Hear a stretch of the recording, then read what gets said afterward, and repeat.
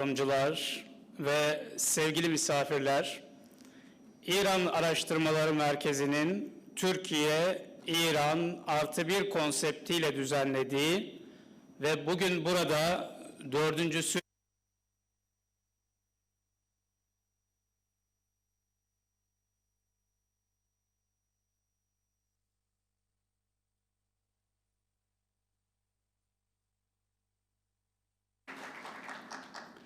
Orta Doğu coğrafyasının tarihi dönüşümlerden birini yaşadığı günümüzde, bölgenin 3 büyük ve önemli ülkesi Türkiye, İran ve Irak'tan uzmanların, bilim adamlarının ve diplomatların özgür bir platformda bir araya gelmesi çok daha kıymetli bir hal almıştır.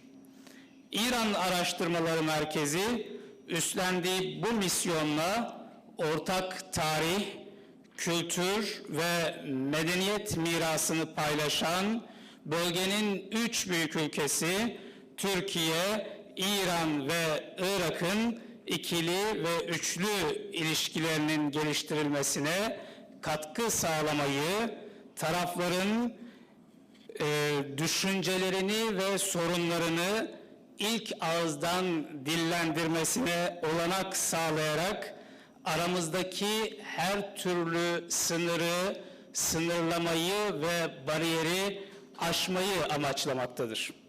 Bugün burada siyaset, güvenlik, enerji, çevre ve ekonomi başta olmak üzere ortak sorunlarımız ve ortak çıkarlarımız konuşulacaktır. İkili ve üçlü ilişkilerdeki fırsatları ve zorlukları tartışmak, ilişkilerimizi güçlendirecek politikalar geliştirmek adına büyük katkı sağlayacaktır inancındayız. Açılış konuşmalarını yapmak üzere İran Araştırmaları Merkezi Başkan Vekili Doktor Hakkı Uygur'u kürsüye davet ediyorum.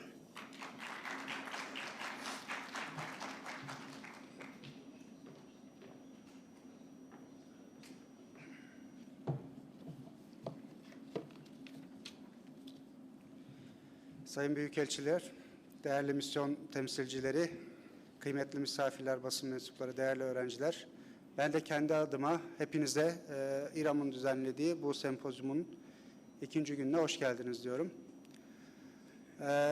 Bilenler olabilir ama tekrarda fayda var. İRAM'ın bu tür faaliyetleri 2 günlük sempozyumlar şeklinde biz her 6 ayda bir düzenliyoruz. Sempozyumun birinci gününde dün 4 kapalı oturumda farklı konuları gündeme getirdik. Irak ve İran'dan gelen seçkin akademisyenler, diplomatlar eşliğinde ve Türkiye'den tabii ki de bu tür ortamların aramızdaki konuları, sorun noktalarını, çözüm yollarını daha iyi bir konuşma fırsatı sağladığını düşünüyoruz. Gerçekten de dün ben de 2 tanesine katılma fırsatı buldum. Son derece değerli görüşler ortaya konuldu. Yapıcı eleştiriler gündeme geldi. Bazen böyle açık platformlarda çok dile getiremeyeceğimiz sert ama dostça eleştiriler gündeme getirildi. Bunların hepsinin ben şahsen çok değerli olduğunu düşünüyorum. Daha önce benzer çalışmayı biz Çin heyetiyle yapmıştık. Pakistan'la yaptık. Şu anda Irak'la yapıyoruz. Ve önümüzdeki dönemde 6 ay sonra Azerbaycan Cumhuriyeti ile benzer bir programı düzenlemeyi düşünüyoruz. Zira yine hepinizin bildiği gibi artık içinde bulunduğumuz şartlarda hiçbir ülkenin problemi yalnızca o ülkenin problemi değil. Yani bugün konuştuğumuz ne varsa terör, mülteci sorunu, yaptırımlar hepsinin bir şekilde küresel bir temeli var, bölgesel dinamikleri var. Ve bunları herhangi bir ülkenin tek başına ele alması, çözümleyebilmesi mümkün görünmüyor. Eğer daha özele gelirsek, bu fırsattan istifade ben bir takım kendi görüşlerimi de açıklamak istiyorum. Yani bölgemize bakıldığı zaman, işte Libya'dan Irak'a, işte Libya'dan Yemen'e, bütün bölgede bir takım karışıklıklar, iç ayaklanmalar, gösteriler, iç savaşlar, bunlara şahidiz. Ve eğer bu bir örnek, 2 örnek olsaydı biz muhtemelen bunları iç dinamikle açıklayabilirdik. Ama bunun adeta bir virüs gibi yayıldığını görüyoruz ve bu durum yalnızca bölgemize hasta değil. Yalnızca İslam ülkeleri veya Orta Doğu ülkeleri de bununla mücadele etmiyor. Zaman zaman örnek veriyoruz. Yani Kore ve Japonya gibi, Güney Kore'den bahsediyorum.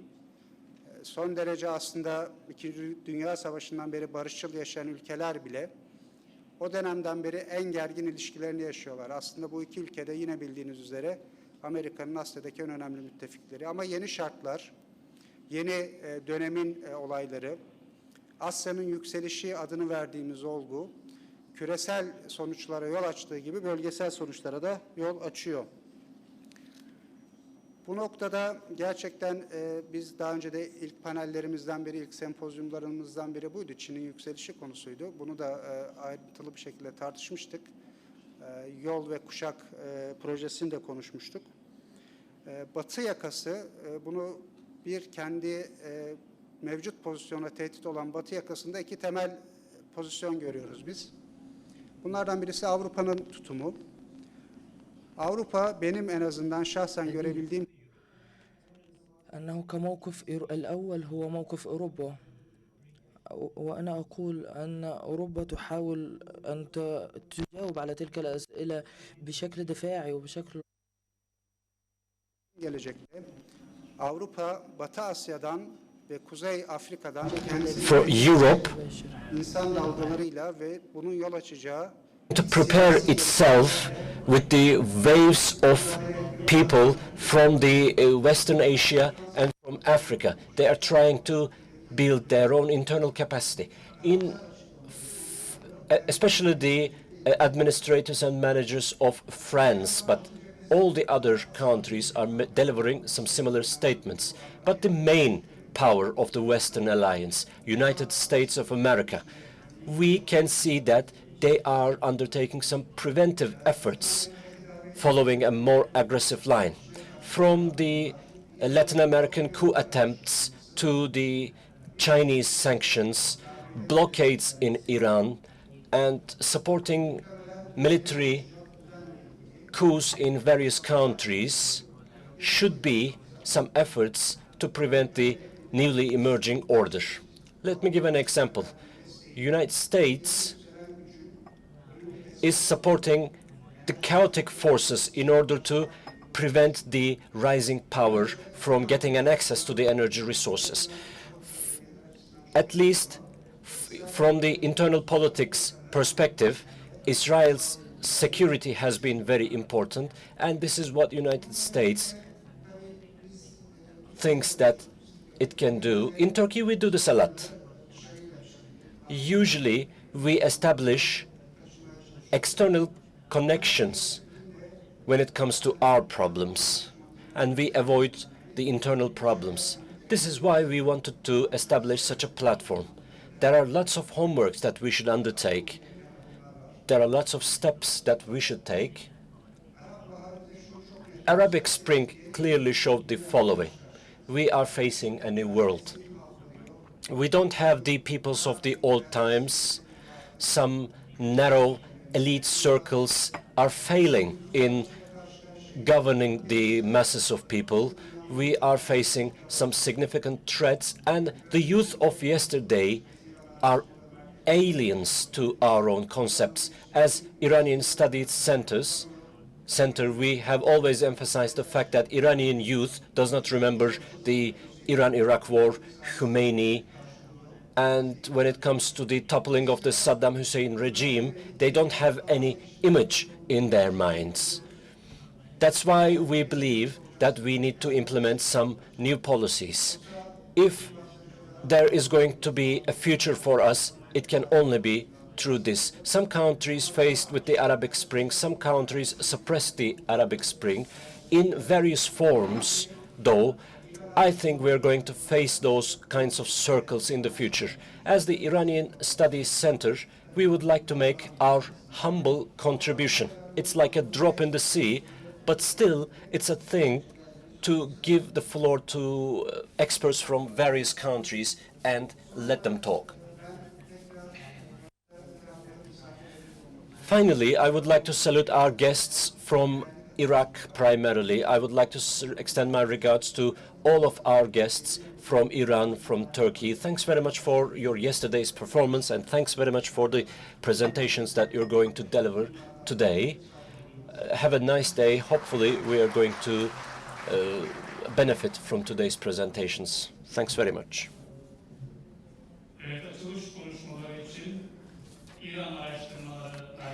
Thanks very much, Dr. Hakkur Uygur, the acting president of IRAM. Now I would like to invite Ambassador of the Islamic Republic of Iran, His Excellency Mr. Mohammed Farazmand. The floor is yours, sir.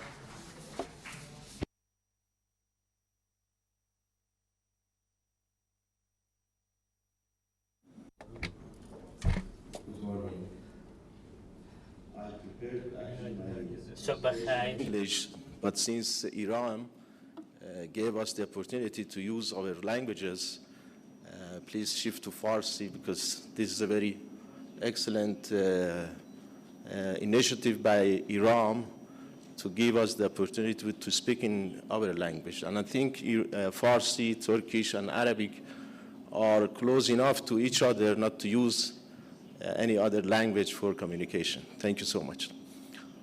سفرای محترم، دیپلمات‌های محترم، مهمانان عزیز و مسئولین برگزار کننده این همایش بسیار ارزشمند.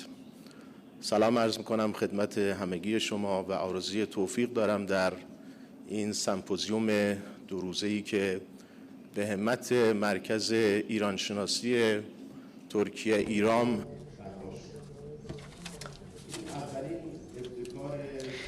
This is the first initiative. This is not the first initiative that is taken by the IRAM. We have got a lot of initiatives which are done trilateral, bilateral by the think tanks of the people, which is taken by the Iranian in last few weeks, which I think the last one was the conference, trilateral conference between Iran, Pakistan, and Turkey. This conference and for me, that I have spent my all professional life in this area, in the neighboring area, and I have been involved in this recent changes in Iraq, and I have been following the changes. And also because of my post and my current profession, which I am the representative of my country in Turkey, from the different aspects, it's very interesting for me, and it gives the possibility for me the things which are personally which I follow, and until now I didn't find the opportunity to talk about the think tanks and other people. Today I have found the opportunity to share my ideas with the help of IRAM. Iran, Turkey, and Iraq, the three countries that have got a long history and as well as a long culture and history, which have got the same common opportunities and threats, and in a very sensitive period between the international relation and as well as the regional relation. If we are able to understand the value of our common things and use the opportunities which are created, I think the opportunities and the things will be good for us as well as for the people in the region. Let's have a very short look over the potential, the active potential of these three countries show that how much a big capacity we have in these three countries. The capacity of the trade between Iran and Turkey is about $10 billion. The capacity of Iran and Iraq's trade is between $10 to $12 billion, and as well as the capacity of trade between Iraq and Turkey is about $10 billion. It looks like the things that we have is about $30 billion between these three countries, which are bilateral. It is definitely these three countries have got the potential in order to cooperate multilateral and trilateral, and as well as we can improve this potential and capacity, which will be very good for our projects in these countries, and we can reach a lot of things and a lot of good things in these countries. We've got like approximately about 10 million tourists among these two countries, 6 million between Iran and Iraq, 2.5 million between Iran and Turkey, and approximately near 1 million which is going between Iran and Iraq. It looks like in order to investment in the buildings, Iran and Iraq is first and Iran is second. It shows that the potential which these three countries have. The challenges, the political as well as security challenges between Iran, Iraq, and Turkey is a common security challenges. The Syrian agenda, which has got unfortunately a very bad effect in these 8-9 years on all these three countries. But before 2011, we had a very good mechanism in order to cooperate with Iraq's political things between these four countries. The Foreign Affairs and the Ministry of Interior Affairs had some conferences and meetings which were taken in time limits, which were one of the best conferences in the recent decades in the world. And I hope these things will be initiated again so that we can find opportunities and make this mechanism in order to bring these four countries together and talk about the regional potential challenges and as well as opportunities to talk about them. Between Turkey and Iran, because of the changes in Iraq after 2013, we can approximately say that our stance and agendas are the same. Iran and Turkey has always protected the sovereignty and stability of Iraq after 2013. Iran and Turkey has always the insecurity which happens in Turkey and the presence of terrorists in Turkey has always said that this is not good and has always approved and encouraged in order to finish these things and bring stability in Iraq. These are important things which are very important happening between these two countries, which have got a lot of power in terms of economy or political things. Iran and Turkey commonly can help a lot to the people and the government of Iraq in order to develop. Iran and Turkey, we don't need to look at each other as opponents. We can be a very good partners for each other. In Iraq, in recent years, approximately $200 billion projects in order to make the infrastructure of the Iraq we have made. Why Iran and Iraq should look at each other as opponents and rivals? About the political things in Iraq and the security things in Iraq, not only Iran and Iraq, none of these players in the region should look at Iraq as opponents. Iraq can be a bridge between, a friendship bridge between these countries in the region. The geographical component in Iraq has given this opportunity to Iraq in order to be a very good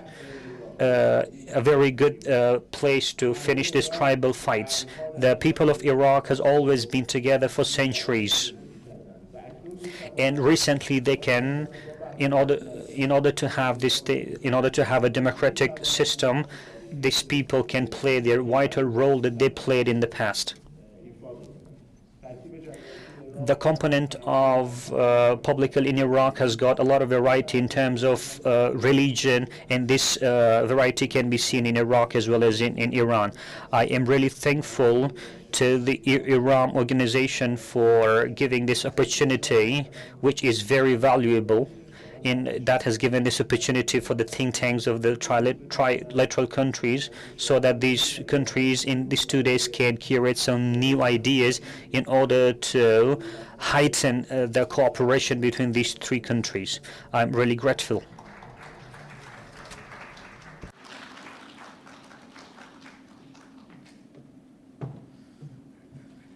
Evet, değerli konuşmaları için Thanks very much,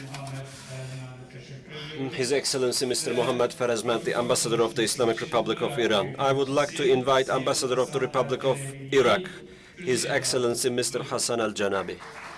The floor is yours, sir.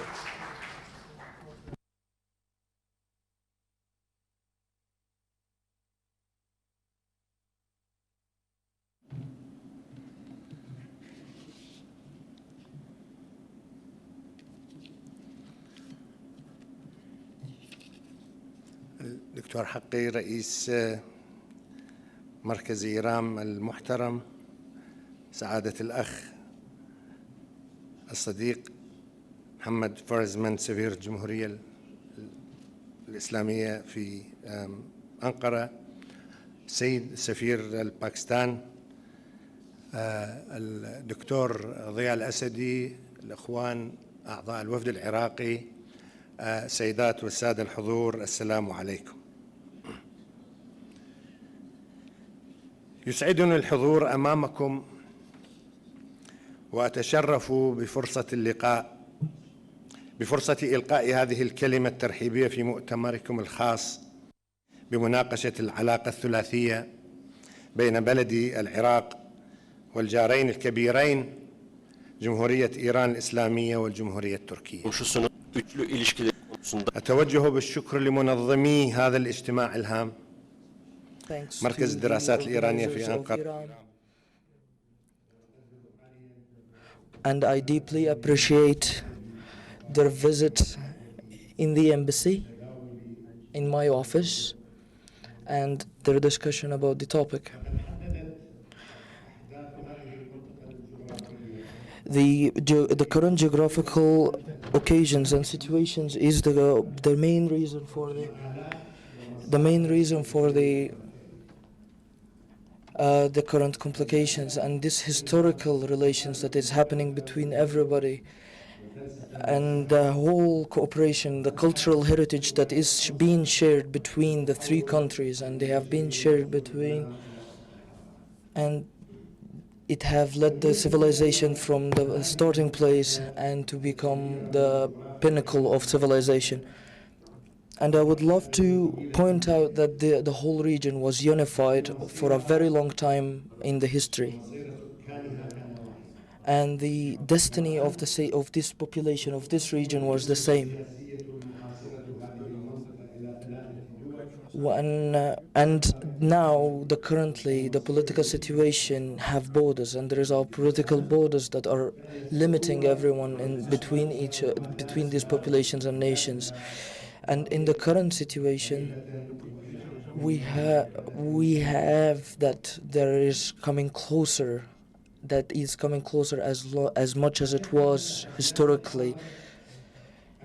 Definitely.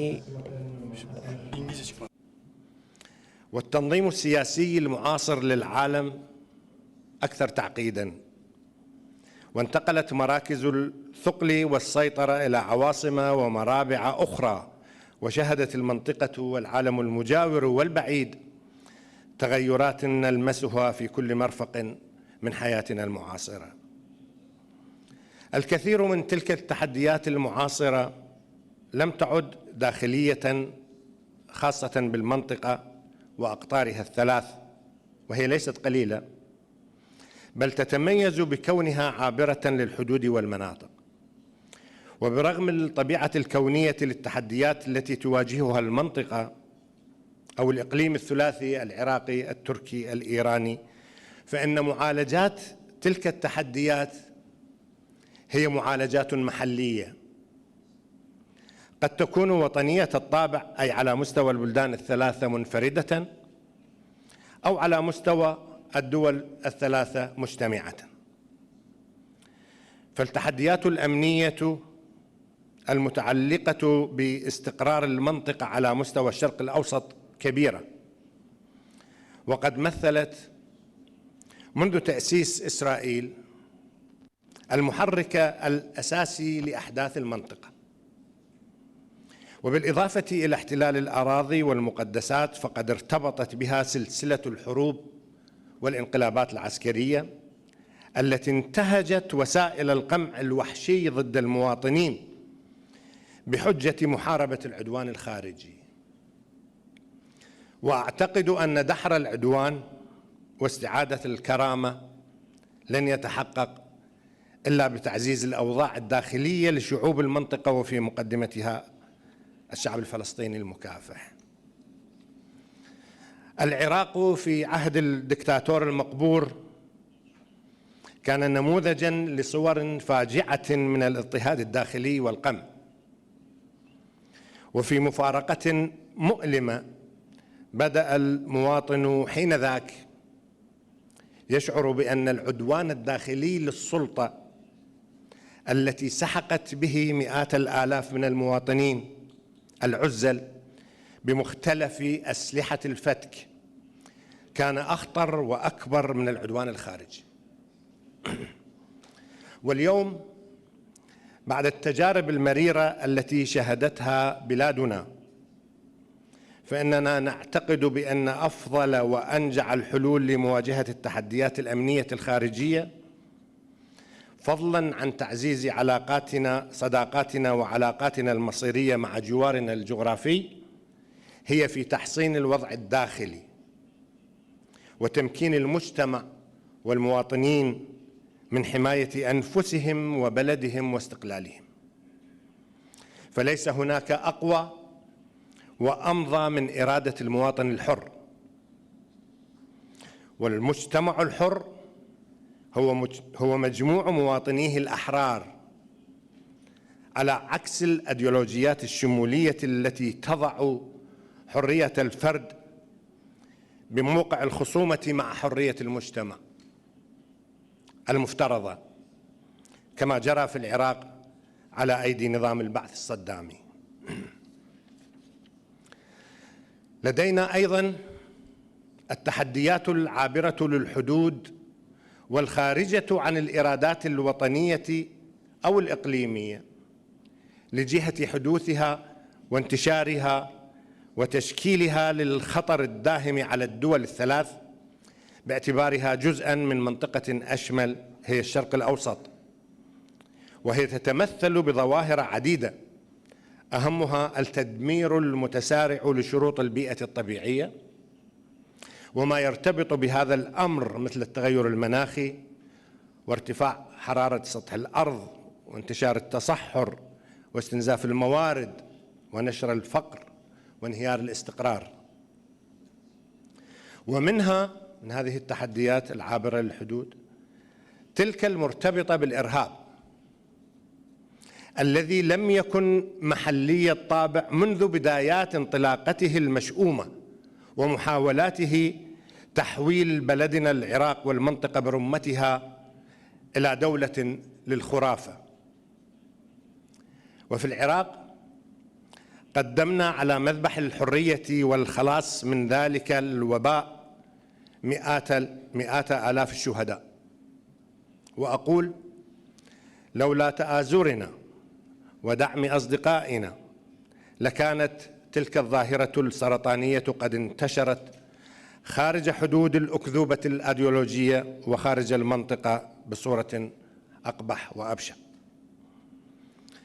السيدات والسادة الحضور، تطول قائمة التحديات العابرة للحدود السياسية والتي تستحق المعالجات المشتركة، إلا أن الملف المائي في هذه المنطقة يمثل هاجساً كبيراً. فنحن في العراق دولة مصب، وتقع منابع أنهارنا خارج حدودنا السياسية، وبسبب التغيرات البيئية التي ذكرنا جزءاً منها في الفقرات السابقة والسيطرة المطبقة على الأنهار والروافد التي استحدثت في 40 سنة الماضية والزيادات السكانية وتنامي الحاجة الاقتصادية للمياه العذبة، بات العراقيون and the high demand on pure drinkable water, the Iraqis are now very much concerned about the future of their nation. And now the point is creating the networks of the controlling networks in both of the neighboring countries that are sharing, and they are taking this, establishing and constructing these networks without taking into consideration the historical claims or the cooperation with Iraq or with its neighbors. And we, as Iraqis, we do not ignore the demands and the right of the other people in the water, but we cannot accept that our water ration to be affected, and we put our sovereignty and we emphasize on our sovereignty and dominance over our water during this symposium and our cooperation throughout these three countries. So the cooperation in the water issue will open new horizons for the three countries. Following up to this topic, we are welcoming the President Recep Tayyip Erdogan to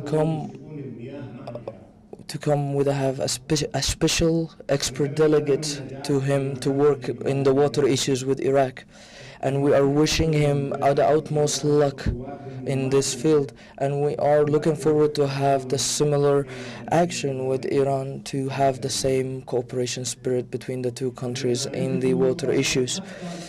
We are looking forward and we are expecting that we can reach region, and we can increase and develop the cooperation and coordination between the three countries, and to prevent the external influence inside of our region, and to emphasize on our local and nation's unity, and to prevent it and to protect our countries from poverty, and to see the development and the democracy to be implied and applied, and to contribute into the stability and the development of the neighboring countries and its mutual benefits. I stress this out, and I look forward for this coordination and cooperation, and we're looking forward for a more mutual understanding and to have a trial understanding that is done trilaterally. Thank you very much.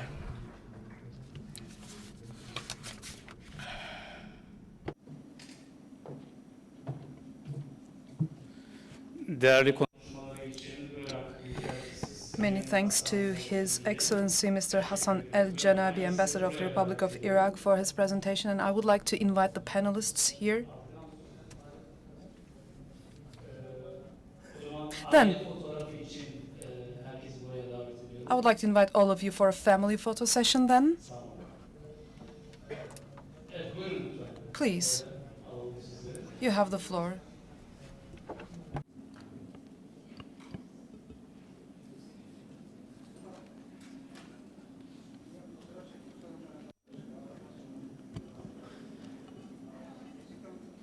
Evet, önce protokolle çekelim, ondan sonra hep beraber mi çekelim? First a photo with the protocol and then all together? Okay. If all the protocol can come here. Protocol members, please. Panel, tamam.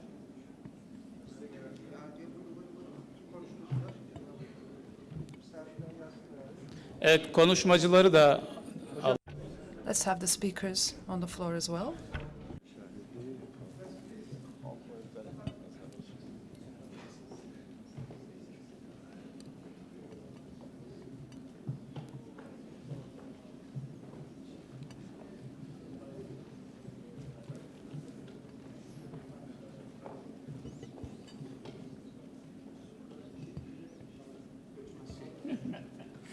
Ben de şöyle geçeyim.